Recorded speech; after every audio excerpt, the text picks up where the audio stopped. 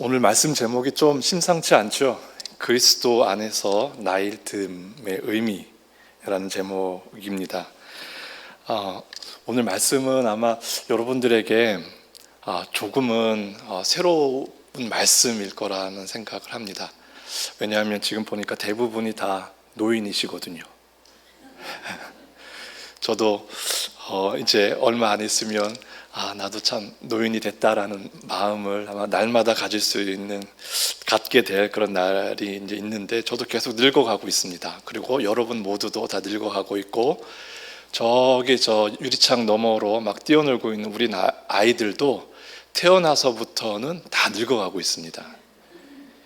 그런 의미에서 우리 다 노인입니다. 노인, 늙어가는 사람, 노인. 근데 세상 모든 사람들이 이 질문을 피할 수가 없습니다. 나이 들어가는 것.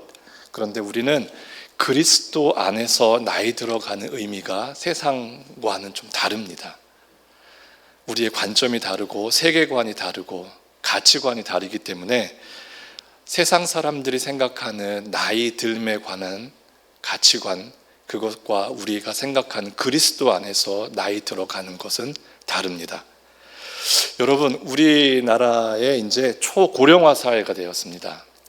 고령화 사회도 사회 전체가 이제 좀 늙어간다라는 의미인데, 초고령화 사회라고 하면 더 늙어가는 사회라는 이야기입니다. 65세 이상이 전체 인구의 25% 이상을 갈 때 그 사회는 초고령화 사회다라고 이야기를 합니다.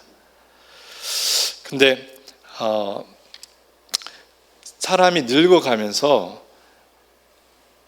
겉모습은 쇠퇴해 갑니다. 그런데 속 마음도 쇠퇴해 갈까요?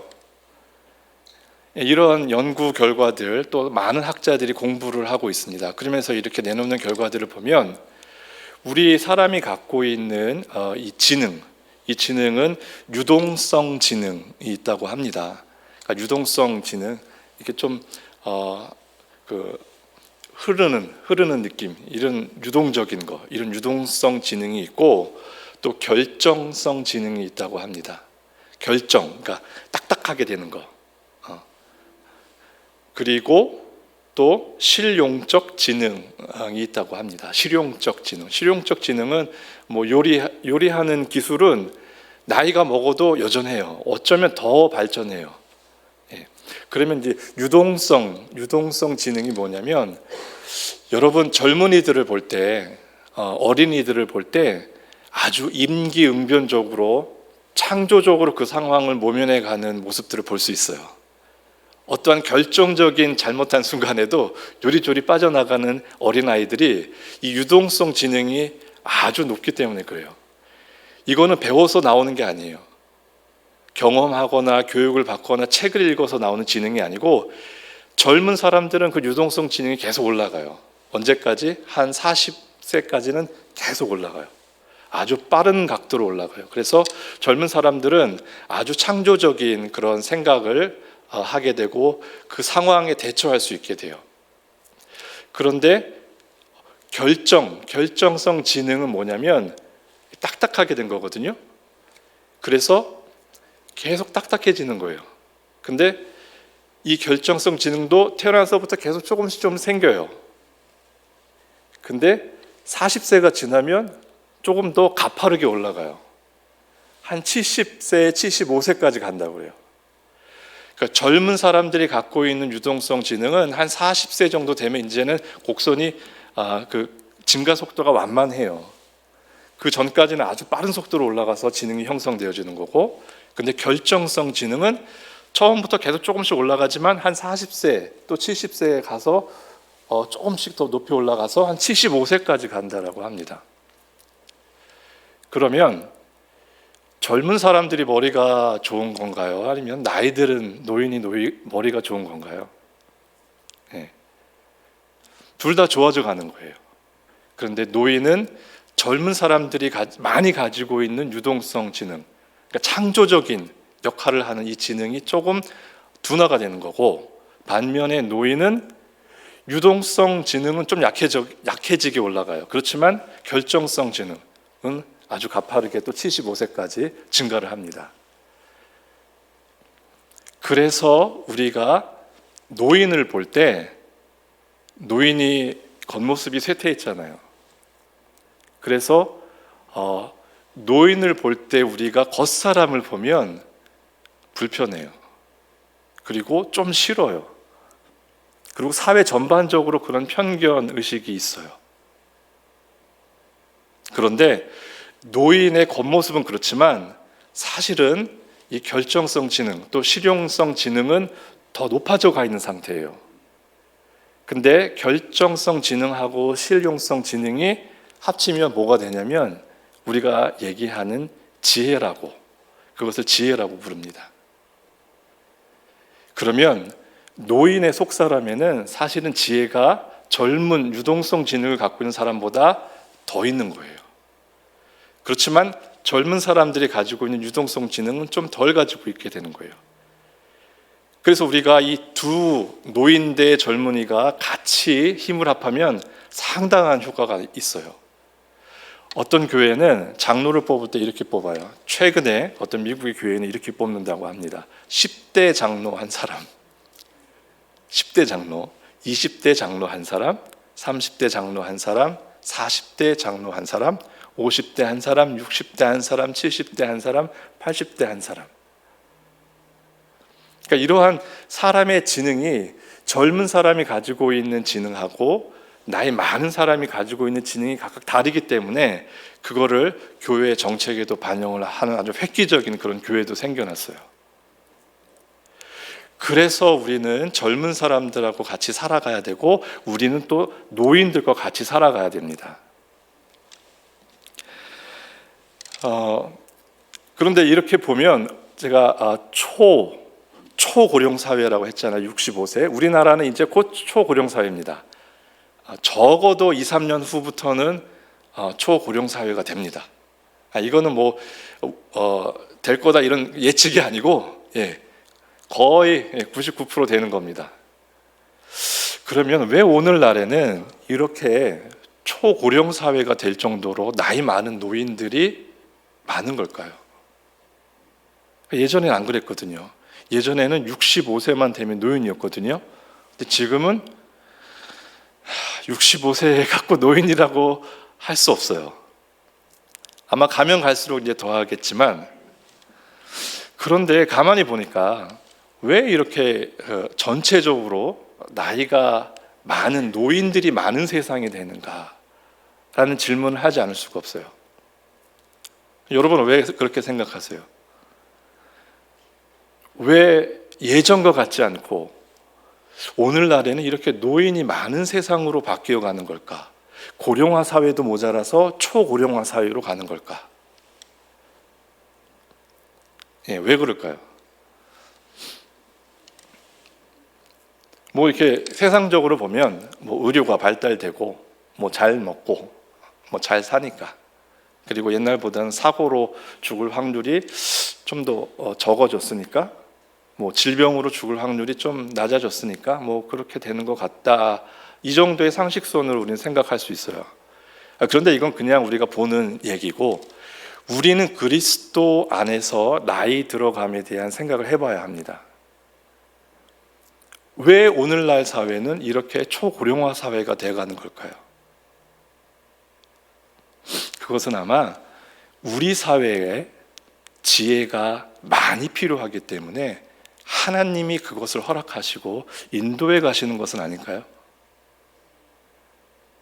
우리의 관점으로만 보면 그냥 의료, 복지, 생명 연장에 대한 과학, 발달 이런 것들을 생각하겠지만, 그런 거 말고 그리스도 안에서 하나님이 보는 관점, 하나님께서는 왜 이걸 허락하실까를 우리는 한번 생각해 봐야 돼요. 그러면 희미하게나마 답이 나옵니다. 제가 유동성 지능, 또 결정성 지능, 그 다음에 실용성 지능. 결정성, 실용성 지능은 노인이 많아요. 유동성은 젊은이들이 더 많아요. 그러니까 이런 이 지능에 관련돼서 봤을 때 오늘날의 사회는 결정성, 실용성 지능이 높은 노인들이 많이 필요한 한 것이기 때문에 하나님께서 그렇게 인도해 가시는 것이 아닐까라고 생각할 수 있습니다. 지혜가 필요하기 때문에. 그러면 우리가 지금까지 생각한 이 노인의 모습이 좀 다르게 보일 수 있어요. 여러분, 지혜하면 생각나시는 거 있죠? 지혜. 우리 내일이 수능이에요. 지금 아마 대부분의 수험생을 둔 부모님들, 그리고 자녀들, 또 관계된 친척, 모든 교우들이 다 지혜를 구할 겁니다. 그런데 성경에서 지혜가 뭐라고 그러셨죠? 여호와를 경외하는 것, 하나님을 경외하는 것이 지혜의 근본. 성경에서는 지식도 하나님하고 연관이 되어 있습니다. 지혜도 더더욱 하나님하고 연관되어 있습니다. 그런데 하나님을 경외하는 것이 지혜의 근본이다 라고 이야기를 합니다. 이렇게 학문 세계에서는 지혜를 뭐라고 얘기하냐면 자신과 타인을 이해하고 자신과 타인이 다른 것을 인정하고 수용할 줄 아는 능력. 조금 어렵죠, 말이? 그거를 조금 더 쉽게 얘기하면 하나님이 당신을 만든 그 모습이 하나님이 나를 만든 이 모습과는 분명히 다르다. 그런데 내가 그걸 인정합니다. 그래서 당신의 모습을, 그 만들어진 그 모습, 그 성격, 그 모습을 내가 인정하고 받아들입니다. 정말 수용하는 거예요. 그 말로만 하는 게 아니고 내가 상대방 인정하고 이해하고 이 정도가 아니고 정말 인정하는 거야. 왜?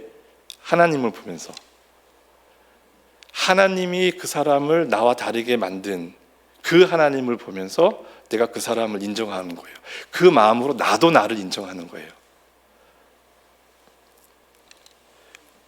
다른 사람과 내가 다르고 구분되고, 그렇지만 하나님께서 만드신 그 하나님을 인정하는 것, 이것이 지혜의 정의에 가깝습니다. 그러면 이제 여호와를 경외하는 것이 지혜라고 했고, 우리가 지금 잠깐 생각해 본 것, 나와 타인이 다른 것을 인정해 가는 것, 정말 인정하는 것, 수용하는 것, 이것이 우리가 흔하게 연구한 사람들에 의해서 밝혀지는 지혜의 정의가 무엇일까 중에 하나예요. 그러면 이제 우리는 여호와를 경외하는 것을 조금 더 살펴볼 필요가 있어요. 지혜는 대강 알았잖아요. 그런 건가 보다. 그러면 여호와를 경외하는 것이 지혜라고 했으니까, 그러면 여호와를 경외하는 것이 뭘까? 이 말은 쉬워요.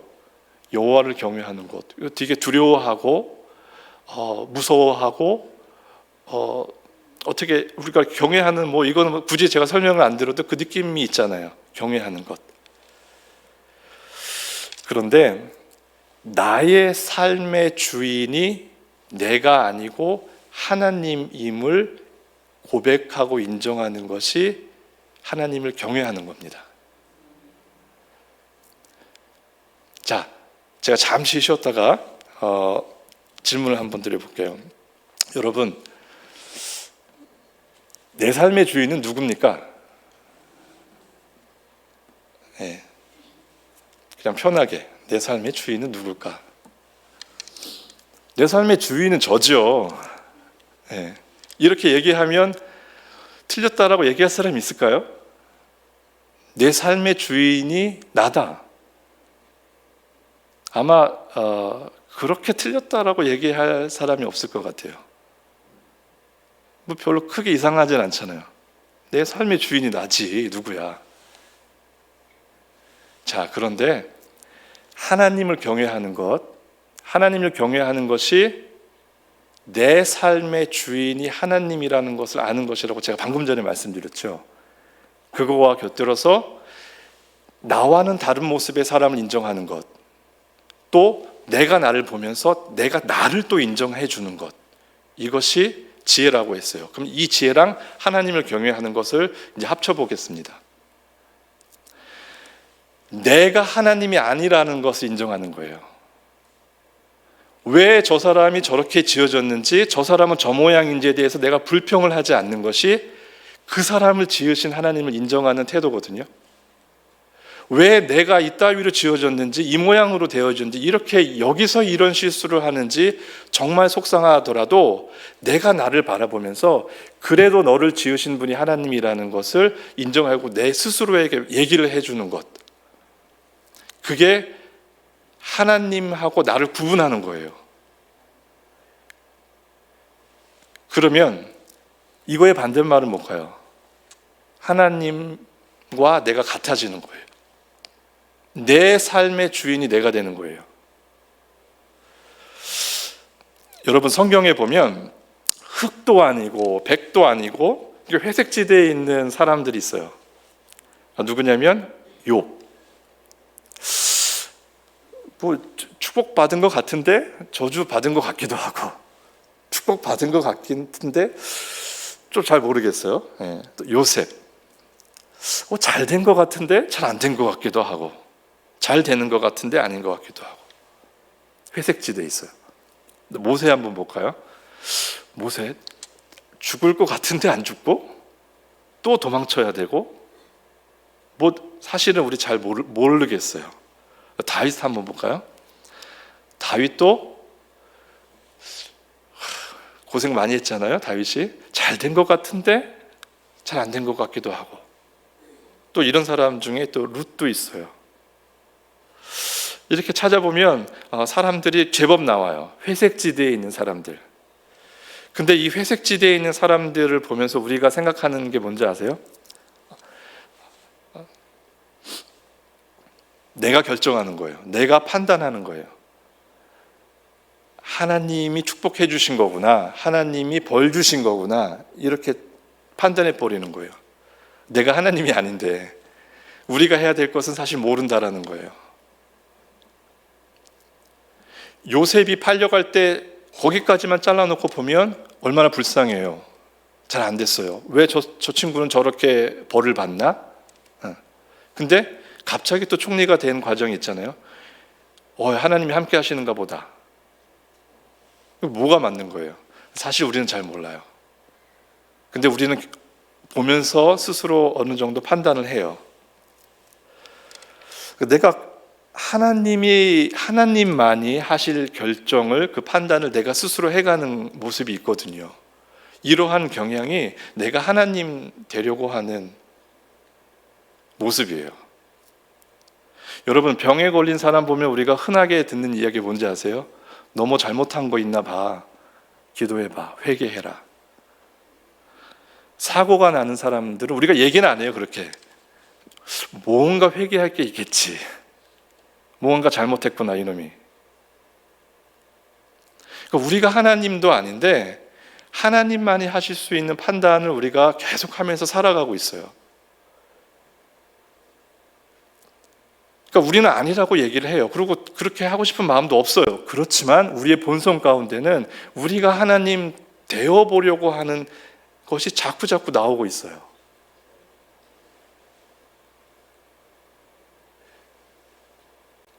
그래서 어려움과 그 불행이 어떤 결과를 가져다 줄지 우리가 알지 못하면서도 우리는 이미 다 판단을 했어요. 하나님인 양. 근데 우리는 사실 몰라요. 지금 우리의 어려움이 어떠한 하나님의 계획과 진행 속에 있는지 우리는 사실 모른다고 얘기해야 돼요. 그저 우리 모두가 하나님 안에 있기를 소망하고 바라고, 하나님의 손이 함께해 주시기를, 하나님의 긍휼과 인내와 자비와 사랑이, 치료가 임해 주시기를 바라는 마음, 그것만 가질 수 있는 거예요. 그렇지만 우리는 벌써 말은 안 하지만 뭐 잘못했겠지, 하나님이 벌 주신 거다, 이런 결정을 하고 판단을 하고 있습니다. 그러니까 내가 하나님이 아니라고 당연히 우리 그렇게 생각하죠. 내가 하나님 되려고 했다고? 그런 적 없는 것 같은데. 근데 벌써 우리의 성향 속에는 하나님만이 하실 수 있는 일들을 나도 해보려고 계속 이렇게 해가고 있는 거예요. 하나님을 경외하는 것, 이것이 지혜의 근본이라고 하셨을 때 하나님을 경외하는 것은 하나님과 너를 구별할 줄 알아라라는 거예요.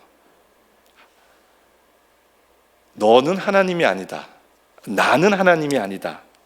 단지 하나님이 우리를 만드시고 너를 그렇게 만드시고 나를 그렇게 만드신 그거를 명확히 구분해내는 건데 이건 쉽지 않아요. 계속 노력해야 돼요. 왜냐하면 우리 당장 같이 예배드리는 사람들을 볼 때 어떤 사람은 지금 아프고 어떤 사람들은 조금 있으면 더 힘든 일이 생길지도 몰라요. 또 과거에 정말 힘들고 어려운 일을 갖고 있는 분들도 우리 중에 있겠죠. 그때 우리는 말은 안 했지만 벌써 그렇게 판단했어요.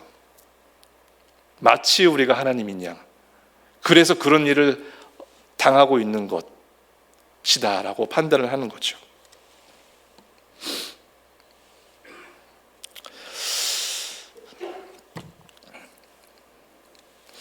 여러분, 나를 볼 때에도 실망스럽잖아요. 그리고 우리가 다른 사람을 볼 때도 실망스러울 때가 있어요. 이때 하나님을 경외하는 사람은 어떠해야 되냐면 실망하지 않으려고 노력을 해야 되는 거예요. 이 사람을 보면 너무 실망스러워. 왜 저렇게 살지? 말은 안 하죠. 그렇지만 우리 마음속에서는 계속 얘기하잖아요. 근데 그때마다 하나님이 이 사람을 언젠가는 변화시킬 수 있는 모든 것이 가능한 분이다라는 생각을 해야 되는 거예요. 그래서 그 사람에 대해서 인정하고 수용하고 지금의 모습은 그렇지만 하나님이 이 사람을 언젠가는 바꾸실 수 있는 모든 것을 가능하게 하실 수 있는 분이다라는 것을 보면서 그 사람을 봐야 되는 거예요. 그리고 나를 볼 때 마찬가지예요. 내가 뭘 하겠어. 나 같은 놈이. 이런 식으로 생각을 하는 게 잘하는 게 아니에요. 내가 지금은 이래서 속상하지만 하나님이 나를 이끄시는 과정 중에는 실패하심이 없고 하나님이 나를 그분의 계획과 뜻대로 분명히 인도해 가실 거다라는 믿음을 갖고 또다시 하나님을 바라보는 거예요. 이것이 우리가 나를 바라볼 때, 다른 사람을 바라볼 때 그러면서 하나님을 경외하는 방법이에요. 그렇지 않고 보이는 대로만 보잖아요. 보이는 대로만. 그러면 잘생기고 멋있고 예쁘고 건강하고 젊은 사람은 축복을 받고 잘 사는 것처럼 보이고 늙고 병들고 가진 것 없고 냄새 나고 부족한 사람들은 마음속에서 벌써 얘기하잖아요. 그때마다 자꾸 우리는 노력을 해야 되는 거예요. 이 사람의 끝이 저게 아니다라는 것. 하나님, 우리가 방금 얘기했잖아요. 욥, 모세, 다윗, 룻 이런 사람들이 왔다 갔다 하잖아요. 우리는 모르는 거예요. 어느 한순간을 딱 사진 찍어서 그 순간만을 놓고 바라보는 그게 사람의 삶이 아니거든요. 우리는 이 사람이 어떠하게 회복이 되고 어떠한 사람으로 발전하고 성장하며 하나님 나라에서 어떤 역할을 할지 그걸 잘 몰라요. 그런데 하나님은 그것을 가능하게 하실 수 있는 분이다라는 시각을 가지고 그 사람을 보는 거예요. 그게 하나님을 경외하는 노력이에요. 그 노력을 가지고 우리가 노인을 봐야 돼요.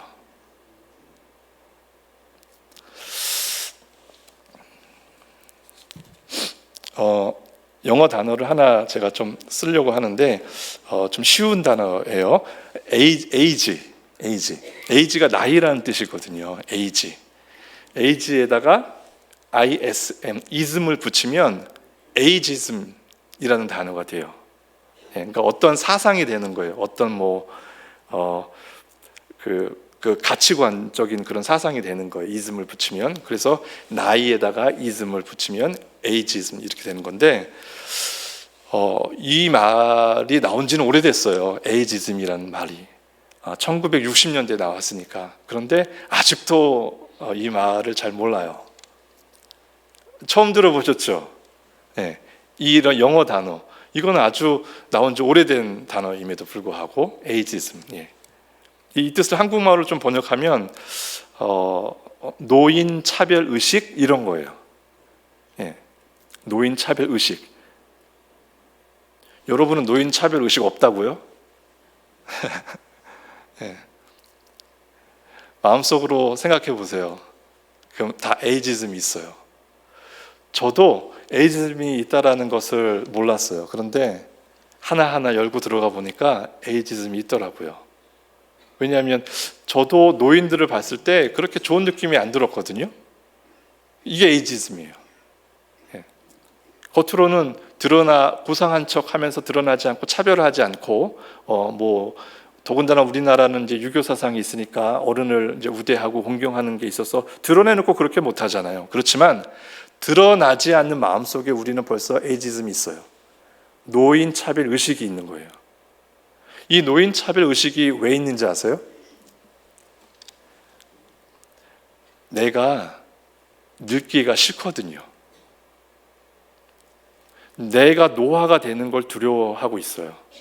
또 하나, 내가 죽기가 싫어요. 죽음에 대한 두려움이 있어요.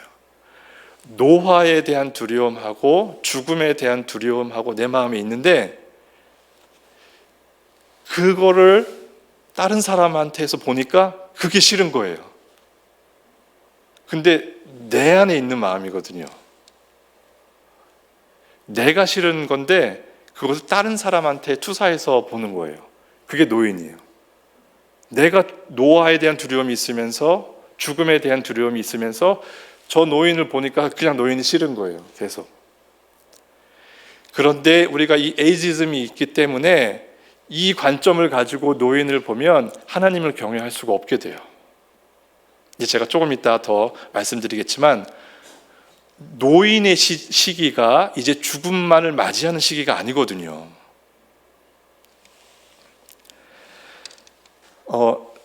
제가 거울도 한번 보고 또 이 마음의 거울도 한번 보면서 한 20년 전을 생각해 봤어요. 20년 전 생각해 보니까 제 성격이 어떠했는지 좀 기억이 났어요. 물론 겉모습도 달라졌어요. 많이 달라졌어요. 20년 전하고 지금은 겉모습이 달라졌고 또 속도 달라졌어요. 근데 속이 어떻게 달라졌는지 한번 보니까 좀 좋게 달라졌어요. 여러분 생각해 보세요. 특히 노인들. 제가 노인이라고 해서 죄송하지만 그래도 솔직하게 우리 다 같이 늙어가는 사람들이니까 그런 마음에서 노인의 입장에서 봤을 때 나의 겉모습은 늙어가니까 확 보이니까 그거는 말고 보여지지 않는 속사람을 한번 들여다보세요. 내가 30년 전하고 지금하고는 어떤가? 조금 더 부드러워지지 않았어요? 여러분? 조금 더 성숙해지지 않았어요? 아니, 사실 많이 성숙해졌어요. 근데 겸손하게 얘기하려니까 조금 더라고 하지만 사실은 많이 성숙해져 있어요. 그리고 많이 부드러워져 있고, 젊은 사람이 가질 수 없는, 절대로 젊은 사람에서는 나올 수 없는 그 무언가가 내 안에 있기 시작을 하고 자라가고 있는 거예요. 이게 노인의 속사람이 있는 거예요. 그래서 겉사람은 쇠퇴하지만 속사람이 새롭다라는 의미는 속에서 뭐가 새로울까? 성숙해져 간다라는 거예요. 그런데 우리는 그 속에 있는 성숙함을 못 봐요. 겉에 있는 주름이 생기고 이 쇠퇴해가는 겉모습만 볼 뿐이에요. 그러니까 자꾸 그 모습이 싫은 거예요. 근데 노화는 정상이에요. 노화는 하나님이 정해놓으신 진리고 정상이에요. 근데 왜 우리는 노인을 싫어하죠? 우리 안에 노인 차별 의식이 자리 잡고 있기 때문에 그래요. 하나님을 경외하는 것, 다시 한번, 하나님을 경외하는 것은 속사람을 보려고 노력하는 거예요. 겉모습만 보지 않고. 그리고 이 사람이 여기까지 살아오기까지 하나님은 이 사람의 삶 속에서 얼마나 많은 일들을 하셨을까? 지금 이 시간까지 살아오기까지 하나님의 놀라운 일들을 궁금해하는 마음으로 노인을 바라봐야 돼요. 그러면 노인이 달라 보일 거예요. 내가 갖지 못하고 있는 것을 가지고 있는 사람으로 보면 달라 보여요. 노인은 단순히 죽음을 기다리는 그런 시기가 아니에요. 노인의 시기에도 하나님은 하나님의 계획을 이루는 시기예요. 그런데 왜 우리는 일찍 판단을 하고 단념해 버리죠? 내가 뭘 한다고 이제 죽을 날이 얼마 안 남았는데 그냥 이렇게 살다가 죽지라고 생각하는 노인들이 우리 주변에 많이 있을 거예요. 얼마나 살겠다고. 대단히 잘못된 거예요. 일반적으로 노인을 보는, 세상이 보는 가치관으로 봤을 때 노인은 그런 사람이에요. 그렇지만 우리는 그리스도 안에서 나이 들음의 의미가 무엇인지를 알아야 되고, 그 의미에서 하나님을 경외하려고 발버둥을 쳐야 돼요. 노인을 보면 노인 속에 있는 하나님이 주신 성숙함이 있다라는 것, 그 기나긴 삶 동안에 하나님께서 쓰신 아주 존귀한 이야기가 그 안에 들어가 있다라는 것, 성숙함과 지혜가 있다라는 것을 우리는 봐야 하는 건데, 이것은 쉽지가 않거든요. 그래서 우리는 정말로 노력을 하면서 이 노인들을 바라봐야 하는 거예요. 자꾸 뭐 좀 하라고 그러면 노인들은 그래요. 그런 이제 살 날이 얼마 안 남았는데, 이런 분들도 많이 있으세요. 이제 목사님 설교가 이제는 별로 마음에 안 들어. 아니면 이제는 목사님 설교가 재미가 없어. 그러면 다른 교회 가고 싶은 마음도 있을 거 아니에요, 노인들 중에. 근데 노인들 중에는 내가 살면 얼마나 살아.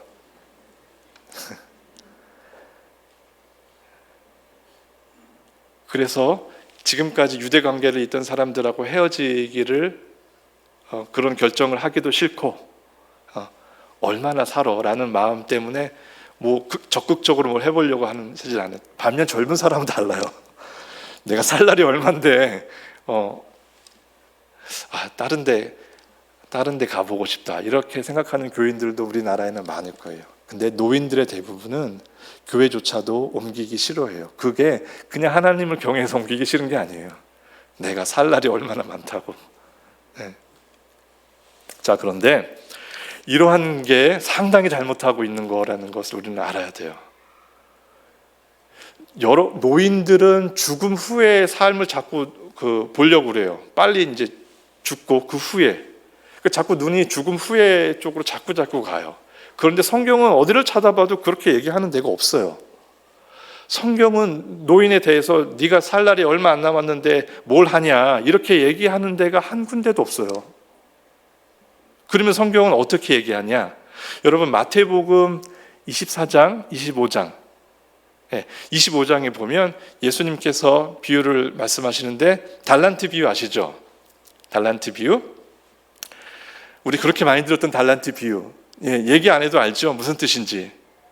달란트 받은 대로 열심히 활용해서 하나님 나라를 위해서 사용하는 것, 내가 가진 달란트가 뭔지 잘 발견해서 열심히 사용하는 것, 그렇게 생각을 하잖아요. 근데 그 앞에는 무슨 이야기가 있는지 아세요? 혹시? 달란트는 그냥 달란트라고 얘기 안 해요. 우리가 달란트 달란트 두 글자로 달란트 비유. 달란트 비유라고 얘기하잖아요. 그러니까 그거는 비유예요. 예수님이 말씀하신 비유. 근데 이 비유 전에 또 비유가 하나 나와요. 그거는 열처녀 비유예요. 열처녀 비유는 뭐냐면, 지혜로운 열처녀는 기름을 미리 준비했어요. 그래서 신랑을 맞이할 수 있었어요. 그런데 지혜롭지 않은 다섯 처녀는 기름을 준비하지 못했어요. 결국엔 기름이 없어요. 그래서 실패해요. 그리고 나서 바로 달란트 비유를 예수님이 말씀하세요.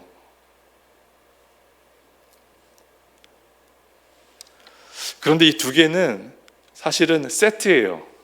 그러니까 예수님이 먼저 열처녀 비유를 말씀하셨거든요. 근데 확실하게 이해를 못했을까 봐 하나 더 말씀해 주시는 거예요. 바로 여러분들이 여러분 자녀를 훈계하거나 얘기를 할 때 무슨 비유를 썼을 때 하나를 먼저 얘기를 해요. 근데 얘가 제대로 이해를 했나 못했나 잘 좀 그래요. 그러면 조금 다른 걸로 하나 더 해요. 확실하게 이해하게끔. 예수님이 말씀하시는 마태복음 25장의 비유, 열 처녀 비유 바로 다음에 나오는 거 달란트 비유는 따로 딱 떼가지고 달란트만 얘기하려고 하신 비유가 아니고 딱 떼가지고 열 처녀, 지혜로운 다섯 처녀, 지혜롭지 못한 다섯 처녀를 얘기하려고 하신 게 아니고 열 처녀 비유를 얘기하시면서 혹시 니네가 이해 못했을까 봐 하나 더 해야 되겠다. 달란트 비유를 말씀하세요. 열 처녀 비유에서 중요한 게 뭔지 알아요? 열 처녀 비유에서 기름이에요. 기름을 준비했냐 못했냐가 중요한 거예요. 뭐 처녀가 몇 명이냐 이게 중요한 게 아니고, 핵심은 기름이에요. 니네가 기름을 준비하는 사람이냐 못하는 사람이냐를 말씀을 이제 하시는 거예요. 자, 근데 기름을 준비한다라는 것은 이게 세트라고 그랬잖아요. 받은 달란트를 가지고 열심히 활용하면서 사는 거예요. 자, 조금 더 여러분 한 달란트가 얼마 정도 될 것 같아요? 뭐 많이 들어봤을 거예요. 상당히 큰, 우리가 생각하는 것보다는 큰 돈이다라는 거를 알아요. 정확히 기억은 안 나지만. 근데 한 달란트는 6천 데나리온 정도 되거든요. 6천 데나리온은 뭐냐면 한 달란트 6천 데나리온 똑같은 거예요. 근데 요즘으로 얘기하면 숙련공 있죠. 아주 그 프로페셔널 한 사람이 25년간 연봉이에요. 연봉. 한 달란트가 그냥 이렇게 평범한 그 노동 아니고 숙련된 사람이 25년의 연봉이 한 달란트예요. 자, 그러면 5달란트는 125년 연봉이에요. 그렇죠? 예, 커요. 여러분 한 달란트만 받아도 사실 커요. 예. 근데 예수님은 한 달란트 받은 사람부터 시작하셨어요. 그 뜻은 우리 중에 한 달란트조차도 받지 못한 사람은 없는 거예요. 그러니까 모든 사람이 달란트가 받았어요. 그런데 적게 받아도 적어도 한 달란트는 받은 거거든요. 근데 그 한 달란트를 받고 사용하지 않는 거예요. 그리고 묻어두고 그대로 활용하지 않는 거예요. 자, 기름을 준비한다라는 것은 이 두 비유가 세트이기 때문에 예수님이 더 잘 설명하시기 위해서 달란트 비유를 한 번 더 말씀하시는 거기 때문에 이 열 처녀의 비유에서 기름을 준비한 5처녀, 이 기름을 준비한다라는 것은 우리가 가지고 있는 이 달란트를 오늘 사용을 하는 거예요. 이것이 기름을 잘 준비하는, 예수님 오실 날을 잘 준비하는 거예요. 그러니까 기름을 준비한다라고 하니까 성령 받아야지 뭐 기름, 성령 뭐 비슷한 것 같기도 하고 많이 들은 것 같기도 하고 뭐 무엇과 제대로 잘 감은 안 오지만 하여튼간 그 기름을 몸을 준비는 해야 된다는 건 알잖아요. 근데 예수님이 기름을 준비해야 된다라고 얘기를 하시는 건데 잘 모를까 봐 달란트 비유를 바로 말씀하세요. 그러면 여러분, 내가 뭘 해? 이제 곧 죽을 텐데. 그리고 오늘을 무시하는 노인들은 아주 잘못하는 거예요. 분명히 노화는 정상이에요. 하나님이 정해놓으신 진리예요. 그래서 겉사람은 쇠퇴하게 되어 있어요. 그렇지만 하나님은 그 사람 안에 속사람까지 쇠퇴하게 만들어 놓지는 않으셨어요. 속사람은 새롭게 될 수 있고 속사람은 더 새롭게 될 수 있고 더 성숙할 수 있게끔 하나님께서 만들어 가시길 원하세요. 그런데 내가 내 마음대로 포기해요. 오늘을 내가 죽은 다음에 천국 가서 하나님하고 같이 살면 되지 뭐 얼마나 산다고. 이게 기름 안 준비한 5처녀예요. 이게 달란트 가졌는데도 활용 안 하는 나쁜 종이에요. 그러니까 세상이 보는 관점은 노인을 노인으로 봐요. 차별해요. 겉밖에 볼 수 없으니까. 그렇지만 하나님은 노인을 그렇게 만드시고 노인이 되게끔 하신 것이 아니고, 노인이 되더라도 그 사람을 통해서 하나님께서 하실 그 쓰실 이야기는 아직 안 끝난 거예요. 근데 우리가 먼저 포기하는 거예요. 이것도 일종의 내가 하나님 되는 거예요. 내가 내 삶의 주인이 아니라면서요. 근데 노인들은 자꾸 포기를 하려고 그래요. 이게 더 깊게 들어가면 자기가 하나님 되려는 거예요. 하나님은 그렇게 결정 안 하셨는데, 스스로 결정하는 게 자기가 자기 인생의 주인 되는 방법이에요.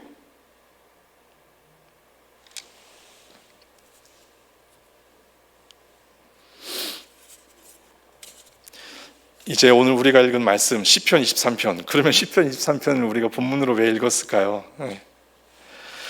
여러분, 다윗이요, 시편 23편을 썼을 때는 언제였을까요? 여호와는 나의 목자시니 내게 부족함이 없으리로다. 그런데 이 없으리로다 있잖아요. 없으리로다. 아주 좋은 우리나라 그 시처럼 되어 있잖아요. 없으리로다. 이 리로다의 히브리어의 원뜻은 과거, 현재, 미래를 다 포함해요. 여호와는 나의 목자시니 내게 부족함이 없었습니다. 없습니다.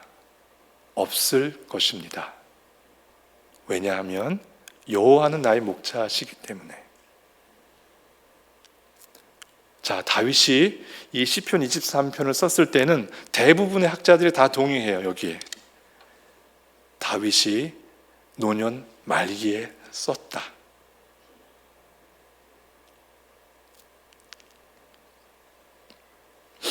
여러분, 다윗은 부족함이 있었어요, 없었어요? 부족함이 있는 정도가 아니었어요. 우리가 알고 있는 다윗을 조금 더 공부해 보면, 성경을 통해서 공부해 보면, 다윗은 어릴 적부터 별 볼 일 없는 아이였어요. 그래서 집에서는 양치기 하는 소년이었어요. 그리고 여러분 기억나시죠? 전쟁 났을 때 다윗의 형들은 전쟁터에 가 있는데 아빠가 다윗한테 이것 좀 갖다 주라, 잘 있나 확인하고 와라 했을 때 전쟁터에 나갔더니 형들이 다윗을 어이구 네가 여기까지 어떻게 왔냐, 너무 고맙다 이렇게 얘기해요? 아니, 이놈의 자식이 여기가 어디라고 와서 그렇게 전쟁에 구경하고 싶냐 하면서 아주 핀차를 줘요. 집에서 대우를 못 받았어요. 아버지도 대우하지 않았고 형들은 더 심했을 거예요. 그리고 이제 사무엘이 왔어요. 이제 기름 부어서 왕을 만들어야 되는 시간이 왔는데 이새가 다윗은 안 불러요. 다윗은 어릴 적부터 별 볼 일 없는 사람이었어요. 그리고 아주 차별받은 사람이었어요. 그런데 왕이 되잖아요. 왕이 되기 전까지도 얼마나 힘들었어요. 사윗이 창으로 던지고 죽이려고 병사들 데리고 죽이려고 쫓아가고, 다윗이 얼마나 괴로운 도망자의 삶을 살았는지 우리는 알 수 있어요. 근데 그럼 왕이 돼서는 좋았을까? 왕이 돼서 좋았던 때가 있어요. 이제 정말 평화로운 때가 왔어요. 부족함이 없는 때가 왔어요. 근데 다윗은 부족했어요. 그래서 밧세바를 범해요. 다윗의 인생 중에서 부족함이 없는 시간은 그때뿐이었을 거다라고 학자들이 이야기해요. 그런데 부족함이 없었을 때 부족함이 있었어요. 그리고 나서 아들들끼리 싸우고 죽이고 또 자기를 쫓아내고 자기를 죽이려고 또 피난 가야 되고, 그러니까 다윗은 말년에 지금까지 살아온 시간들을 돌아보면 너무너무 엉망진창이었던 거예요. 그런데 다윗은 이 말년에 과거를 회상해요. 그러면서 여호와 하나님이 나의 목자이신 것을 보게 되고, 자기가 살아왔던 지난날에 그 슬펐던 차별받았던 시간들, 자기가 밧세바를 범하는 큰 범죄의 자리에 있었던 시간들, 또 왕궁에서 정말 힘들었던 시간들, 이 모든 시간들까지 다 회상해요. 그리고 하나님을 바라봐요. 그러면서 여호와는 나의 목자시니 내게 부족함이 없으리로다 라고 고백을 이 인생의 말년에 쓰고 있어요. 이것은 다윗은 자기 통합을 이룬 거예요. 자기 통합이라는 것이 무엇이냐면, 자기가 살아왔던 과거를 지워버리려고, 버리려고 없애버리는 게 아니에요. 현재로 가지고 와서 인정하고 받아들이는 거예요. 수용하는 거예요. 그리고 현재를 살아가는 거예요. 그리고 내가 살아갈 이 앞날에도 여전히 하나님이 나의 목자이신 것을 보는 거예요. 그래서 내 삶이 과거부터 미래까지가 하나님 안에서, 목자이신 하나님 안에서 통합을 이루어내는 것이 자아통합이라고 합니다. 우리가 노년에 해야 될 것이 바로 이 자아통합이에요. 노년에 여러분들, 우리 모두는 분명히 회상을 할 거예요. 과거부터 회상을 할 거예요. 그때 안 좋았던 과거라고 지워버리려고 던져버리지 마세요. 가지고 와서 하나님 앞에, 나의 목자이신 하나님 앞에 놓으세요. 그리고 하나님을 바라보셔야 합니다. 목자이신 하나님이기 때문에 그랬던 과거이지만 부족함이 없었음을 내 안에서 받아들일 수 있게끔 역사해 주실 거예요. 노인의 시기에 이거를 못하면 후회함을 가지고 이 세상을 마감하게 돼요. 노인의 시기는 정말 중요한 시간이에요.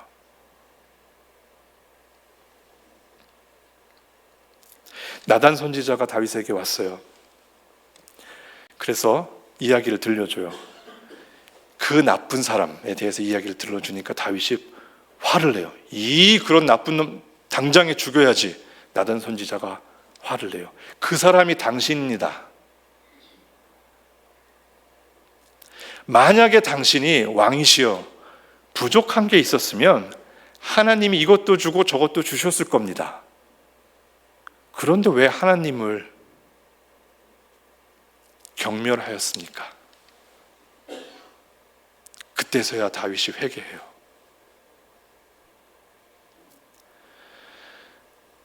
여러분, 이 다윗의 시편 23편을 통해서 우리가 알 수 있는 것은, 다윗이 밧세바를 범했을 때 시편 23편을 쓰지 않았다라는 거예요.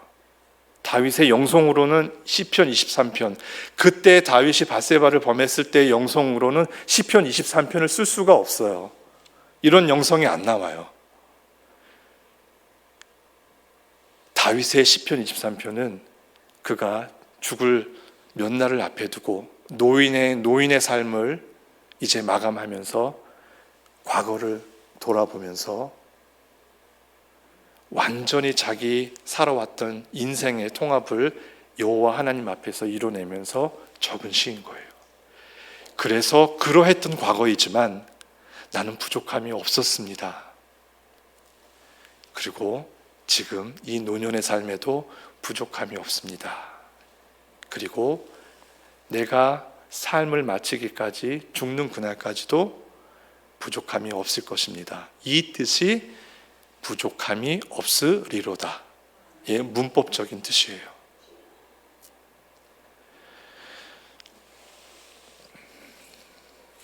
자, 이제 우리가 다시 한번 노인을 대할 때 노인의 겉모습만 보지 말고 노인의 속사람을 봐야 돼요. 보려고 노력해야 돼요. 그것이 하나님을 경외하는 거예요. 그리고 내가 갖고 있지 않은 것을 가지고 있는 사람이다라는 것을 자꾸 보려고 하면 그 사람이 귀하게 느껴져요. 그리고 그때서야 비로소 이 에이지즘, 노인 편견 의식이 사라질 거예요. 우리 모두는 노인이고 우리 모두는 노인이 될 거고 우리 모두는 노인이었어요. 우리가 이 편견을 버리지 못하면 정말로 하나님을 경외하는 데서 멀어지고 말 뿐이고, 우리가 이 겉모습만을 계속 보면서 살아간다라고 하면 우리는 정말로 하나님을 경외할 방법을 놓치고 맙니다. 여러분, 동일시라는 그런 용어가 있어요. 동일시. 우리 아이들이 보면 나는 엄마야, 나는 아빠야 그러면서 엄마 아빠 흉내를 막 내요. 그렇죠? 왜 그럴까요? 엄마 아빠랑 자기를 동일시하는 거예요. 왜? 자기는 약한데 자기 눈에 제일 강한 사람은 엄마 아빠예요. 그러니까 엄마 아빠가 되고 싶은 거예요. 그 뜻은 강한 사람이 되고 싶은 거예요.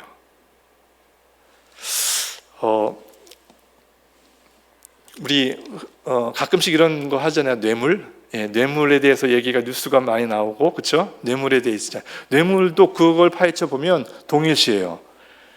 자기가 강한 사람이 돼서 그걸 해야 되는데 못하니까 강한 사람의 힘을 빌리고 싶은 거거든요. 자꾸 그 사람이 되고 싶은 건데 뭐를 줘야 되는 거거든요, 그게. 그래서 뇌물을 주는 거예요. 그러니까 사람은 강한 사람이 되고 싶어 하는 게 있어요. 그게 동일시하는 우리의 심성이 있어요. 그런데 예수님은 이 동일시를 어떤 사람의 동일시를 하냐면 약한 자의 동일시를 해요. 여러분, 이 말씀 기억나시죠? 혈우병을 앓았던 38년 된 그 여인이 예수님을 만졌을 때 병이 나은 것을 느꼈어요. 그때 예수님이 어떻게 하셨는지 기억하시죠? 인정했어요. 승인했어요. 이 사람이 믿음이 좋다라고.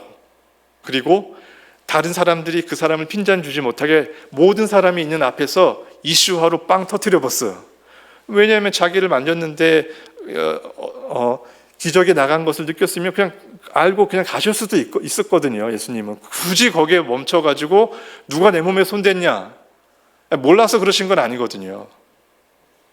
근데 내 몸에 믿음을 가지고 손댄 그 작은 여자, 불쌍한 그 한 여자를 예수님은 이슈화를 뉴스화 시켜버렸어요. 모든 사람이 다 알게. 그 뜻은 내가 네 편이 되어줬다라는 거예요. 예수님의 동일시는 약자가 되어주는 거였어요. 나는 고아야, 나는 과부야, 나는 나그네야. 이렇게 예수님은 강자랑 동일시하려고 하는 사람과는 달리 약자랑 자기를 동일시 하셨어요. 이것은 수지기둥이에요. 하나님이 인간이 되신 수지기둥이 바로 예수님께도 그대로 있는 거예요. 여러분 돼지 좋아하실 리가 없겠죠? 뭐 먹는 돼지는 좋아하겠죠. 근데 키우는 돼지, 여러분이 돼지를 아무리 사랑한다고 그래서 돼지가 될 생각이 있으세요? 여러분이 만약에 돼지가 되시면 그거는 수평이동이에요. 그냥 수평이동. 왜냐하면 같은 생물이에요. 같은 존재예요. 근데 하나님이 인간이 되신 것은 존재 자체가 다른 거예요. 근데 하나님은 인간이 되셨어요. 하나님은, 이게 하나님의 동일시예요. 하나님이 인간이 되시기까지 우리 안에 들어오시는 거거든요. 그래서 우리가 노인을 봤을 때 하나님이 인간이 되시기까지, 그래서 저 사람 삶 속에 들어가셔서 사시기까지의 얼마나 기막힌 이야기가 있을까, 이 눈으로 노인을 바라봐야 돼요. 그러면 노인의 속사람이 보이기 시작해요.